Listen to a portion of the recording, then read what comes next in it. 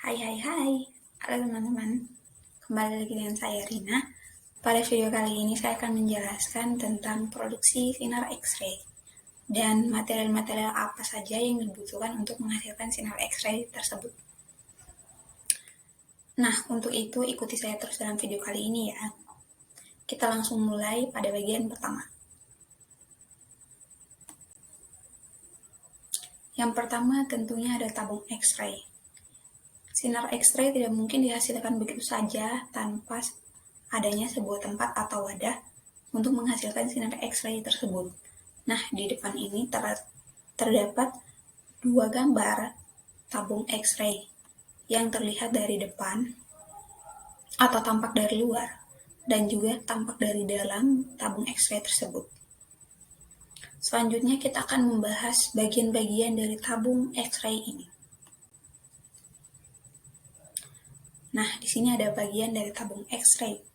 Bagian-bagian apa sajakah itu? Yang pertama ada high voltage supply. Yang kedua adalah lead shielding. Yang ketiga ada vacuum chamber. Selanjutnya ada cathode filament. Selanjutnya ada anode atau target. Dan yang terakhir ada filter. Nah, langsung saja kita masuk pada pembahasan yang pertama. Pada bagian pertama terdapat cathode filament. Nah, cathode filament ini berfungsi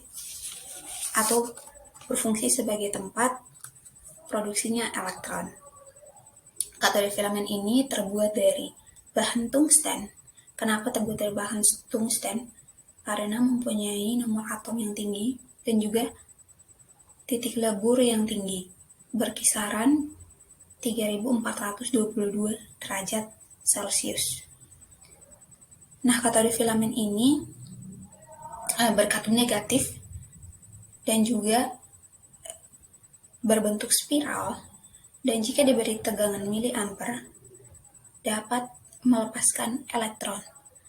Saat cathode filament dipanaskan, maka elektron akan terlepas. Proses terlepasnya elektron dari cathode filament ini disebut thermionic emission. Bagian selanjutnya ada high voltage field. Seperti pada gambar, high voltage field ini berfungsi untuk mempercepat elektron. Produksi elektron terjadi pada kutub negatif katode. Elektron yang dihasilkan akan bergerak menuju anode. Nah, antara katode dan anode ini diberi tegangan tinggi yang berkisaran sekitar 1000 volt.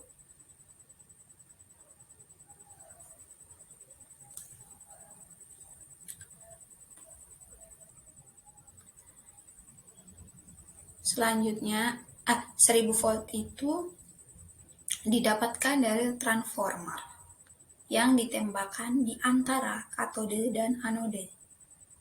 Sehingga katode yang memproduksi elektron dari kutub negatif dapat bergerak menuju anode yang berkutub positif.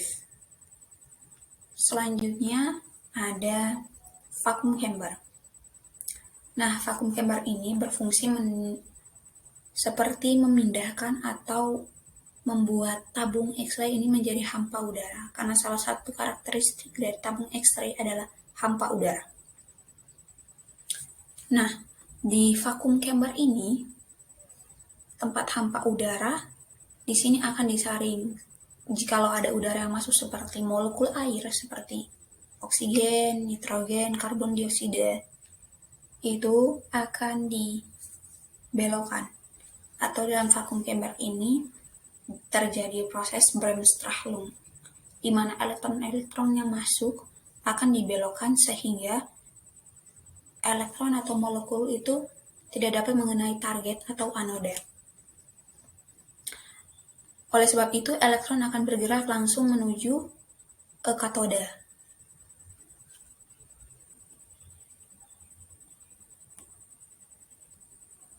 Selanjutnya ada anode atau target. Nah, anode atau target ini berfungsi untuk mengubah elektron yang dihasilkan oleh katode menjadi sinar X yang akan ditembakkan pada tubuh pasien. Nah, anode atau target ini biasanya terbuat dari bahan material tungsten dan berkatup positif untuk menangkap elektron. Untuk elektron PET di sini, biasanya posisi sudut atau angle-nya berkisaran dari 5 sampai 15 derajat. Nah, di anode atau target ini terdapat rotor dan stator. Rotor dan stator ini berfungsi untuk memutar anoda. Anoda yang berputar di sini berfungsi untuk menyebarkan panas secara merata. Karena tubrukan dari katode ke anode menghasilkan 99% panas, maka dibutuhkan pendingin.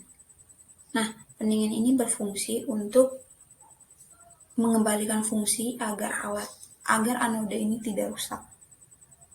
Dan juga untuk mendinginkan anode atau target ini.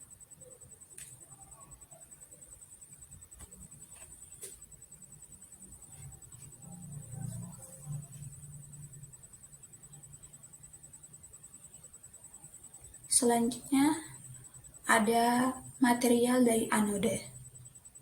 Material yang biasa digunakan pada anode atau target ini merupakan material berbahan tungsten, molybdenum, dan juga silver. Biasanya digunakan berdasarkan spektrum dari masing-masing bahan tersebut. Lanjut kita ke lead shielding. Lead shielding ini berfungsi untuk menjaga molekul agar tidak keluar dari tabung. Sesudah terjadinya Bremsstrahlung di vacuum chamber, maka elektron-elektron atau molekul-molekul yang sudah dibelokkan akan tertampung pada lead shielding. Nah, fungsi lead shielding ini untuk menampung elektron-elektron yang sudah dibengkokkan dari vacuum chamber agar tidak keluar mengenai pasien dan juga operator dari tabung sinar X-ray ini.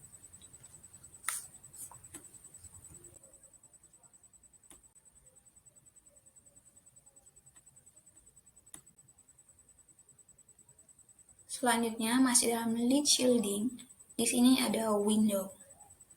Nah, window ini berfungsi untuk meneruskan sinar X hasil dari tubrukan antara katode ke anode.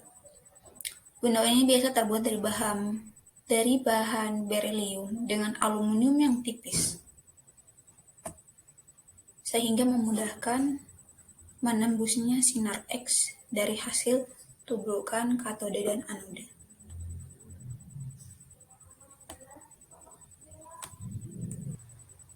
Yang terakhir ada filter.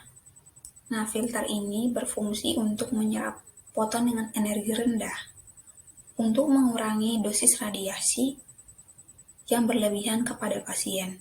Oleh sebab itu, foton sinar X ini dihilangkan. Filter ini biasanya memiliki ketebalan lebih dari 2,5 mm. Nah, untuk 2,5 mm ini untuk tegangan lebih dari 110 kV generator.